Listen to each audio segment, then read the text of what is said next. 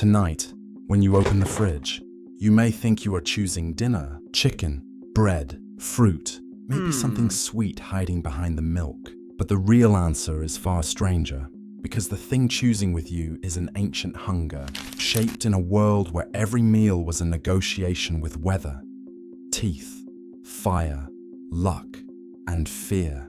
So what did ancient humans actually eat? The easy answer is meat. That is the answer on posters, gym plans, and modern paleo labels. A muscular hunter holds a spear. A dead animal lies beside him. Dinner is solved. But your ancestors were not eating an ideology. They were eating whatever kept them alive until morning. That could mean roasted antelope. It could mean fish cracked open on a stone. It could mean eggs stolen from a nest, honey scraped from a tree, grubs pulled from a rotting log, or bitter roots softened in the ashes of a fire. It could mean berries today and bone marrow tomorrow. It could mean hunger. Can you imagine dinner as a question mark? For most of human history, food was not a menu. It was a landscape, and that landscape changed every season, every migration, every drought, every lucky footprint in the mud.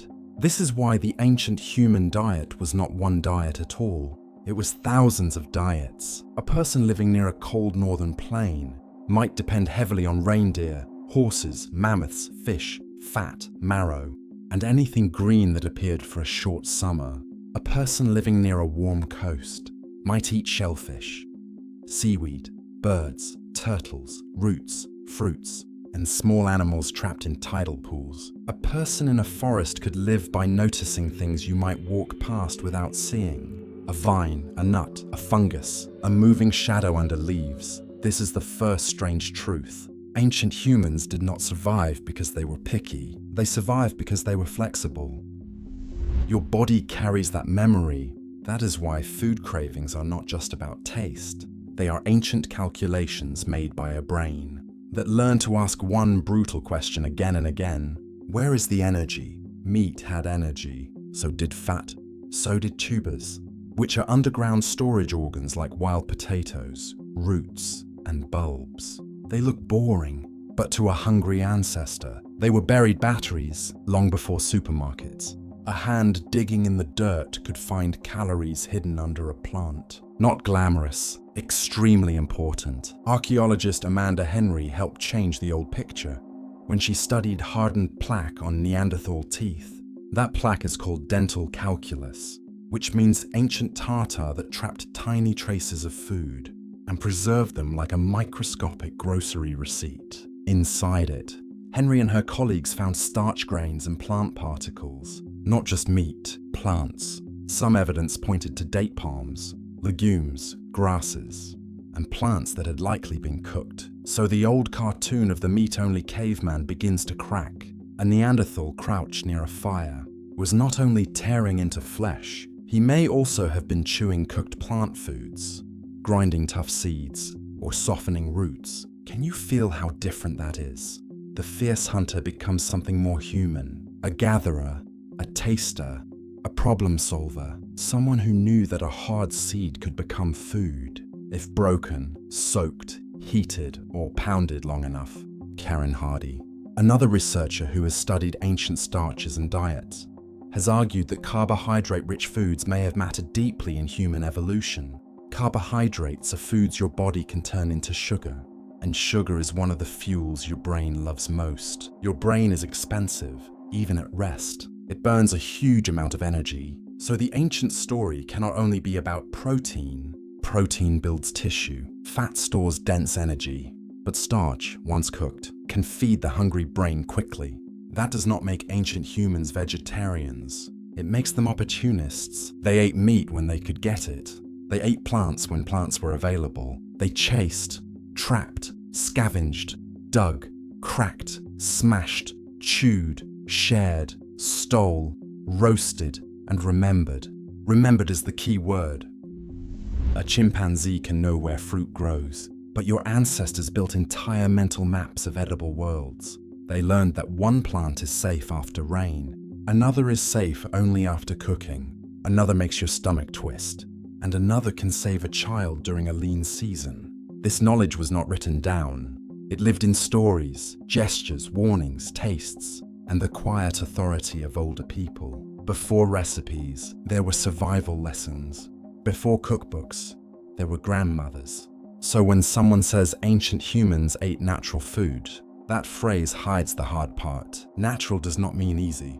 A wild carrot is not a supermarket carrot. A wild grain does not arrive as bread. A nut may need cracking. A root may need leaching. A shellfish may need prying from rock. A carcass may need defending from animals stronger than you. Ancient food was work, and sometimes the work began long before the eating. Look at a simple bone. To you, it may look empty after the meat is gone. To an ancient human, it was still full of treasure. Inside was marrow, a rich fatty tissue that could be cracked out with stones. Fat mattered because it carried enormous energy. Lean meat alone can become dangerous if there is too much of it and not enough fat or carbohydrate. Your body cannot live comfortably on endless dry protein, so the most valuable parts of an animal were not always the parts that modern people imagine. Brains, organs, marrow, fat, the strange pieces. The parts many modern diners avoid were once the prize. What would your dinner plate look like if calories were rare? It might look less like a steakhouse and more like a battlefield after careful cleaning. Every useful piece taken, every bone checked, every scrap discussed. And then came fire. Fire did not just make food warm, it changed what food meant. Richard Wrangham, a primatologist at Harvard, is famous for the cooking hypothesis, the idea that cooking helped shape the human body by making food softer, safer, and easier to digest. Digest means breaking food down so the body can use it. Cooking begins that process before food reaches your stomach. It softens tough fibers. It makes starch more accessible. It can kill parasites and bacteria. It turns a hard root into something chewable, a tough piece of meat into something safer, and a bitter world into a slightly more generous one. This may be one reason your teeth are not built like a gorilla's teeth. Your jaws are smaller. Your gut is not a giant fermentation machine. You are an animal that depends on food being transformed. A raw tuber and a cooked tuber are not the same meal. A raw piece of meat and a roasted piece of meat are not the same gamble. So when ancient humans gathered around fire, they were not just creating dinner, they were creating time. Less time chewing, less time digesting, more time watching, teaching, repairing tools, bonding, remembering danger, and telling a child which berries to avoid. Can one technology change the shape of a species? Fire may have done exactly that, but fire also made food social. A dead animal is not easy to keep private. A fire can be seen. A smell travels. A cooked meal invites attention, so ancient eating was probably tangled with sharing, status, conflict, kindness, and debt. Who gets the liver? Who gets the marrow? Who feeds the child whose parent failed to hunt? Who remembers who shared last winter? Food was never only nutrition. It was politics before politics had a name. It was family before family had walls. It was trust measured in bites. That is another thing modern food hides from you. You can eat alone under electric light, scrolling through a glowing screen, and feel like dinner is personal. But for your ancestors, food was often the center of the group. A meal could decide who belonged. A meal could make peace. A meal could expose selfishness. A meal could keep a sick person alive long enough to heal. This is why ancient humans did not just evolve to find food. They evolved to care who ate. Now look at the plants again. For a long time, archaeology favored bones and stone tools. Because bones and stones survive, leaves disappear, fruits rot, roots vanish, seeds burn or scatter, so the past looked meat-heavy. Partly because meat leaves harder evidence. The spear point survives, the berry does not. But newer methods have made the invisible visible. Scientists can examine dental calculus, burned plant remains, stone tool residues, and chemical traces in bones. Chemical traces are signals left by different foods inside the body. Carbon and nitrogen isotopes are versions of elements that can help reveal whether someone ate more plants, more animals, or more marine food. It is not a perfect window, but it is a window, and what comes through that window is variety. In 2024, archaeologist Randy Haas and colleagues published work on early people in the Andes, including sites linked to high-altitude foragers. Their analysis suggested that some ancient diets there were dominated by plant foods, especially wild tubers, with meat playing a smaller role. That does not mean every ancient group ate that way. It means the old stereotype is too small. In one place, meat could dominate. In another, plants could dominate.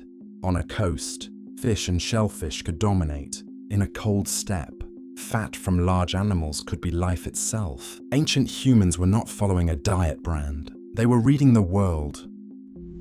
And the world did not give the same answer everywhere. This is the counterintuitive twist. The real ancient diet was not eat like a caveman. It was eat like a genius of place. Your ancestors had to understand seasons the way you understand notifications. They had to know when salmon ran, when fruit ripened, when birds nested, when animals migrated, when honey was worth the stings, and when a familiar plant became dangerous. They had to know hunger's calendar. A modern diet asks, what should you remove? The ancient diet asked, what can you find?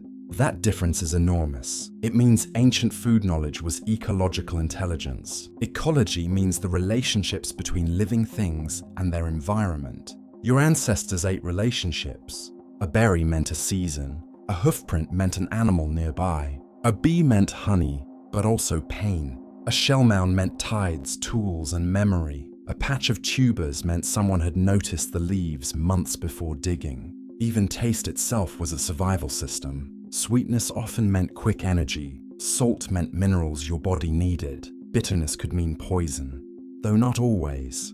Sourness could warn of spoilage or signal fermented food. Your tongue was an alarm, a map, and a reward system. That is why modern processed food is so powerful.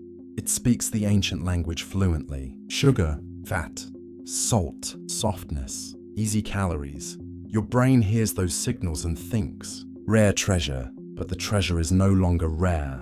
The ancient alarm is trapped in a modern supermarket. Is it any wonder a bag of chips can feel stronger than willpower? Your body was not designed for endless abundance. It was shaped by uncertainty. That uncertainty explains why humans can enjoy so many foods. Unlike a koala, locked into eucalyptus, or a panda, trapped by bamboo, your species became a dietary generalist. Generalist means able to use many different resources. That flexibility helped humans spread across deserts, forests, coastlines, mountains, grasslands, and frozen edges of the world. Your ancestors did not conquer the planet with one perfect food. They carried fire, tools, memory, cooperation, and curiosity. They learned to turn difficulty into dinner. This is why ancient food is not just about what went into the mouth. It is about what happened before the bite. A stone flake cuts hide. A digging stick opens ground. A basket carries berries. A child watches an elder. A hunter reads wind. A group waits around smoke. A hand offers food to another hand. In that moment, survival becomes culture. Culture means learned behavior passed from one person to another. Food may be one of the oldest forms of it. Long before flags, cities, money, or writing, there were shared tastes. There was the smell of roasted meat. There was the comfort of a familiar root. There was the memory of a place where shellfish could be gathered when inland food failed. There was a child learning that a cracked bone still had something inside. And there was probably excitement. That part is easy to forget. Ancient humans were not simply suffering machines. They laughed. They anticipated. They preferred.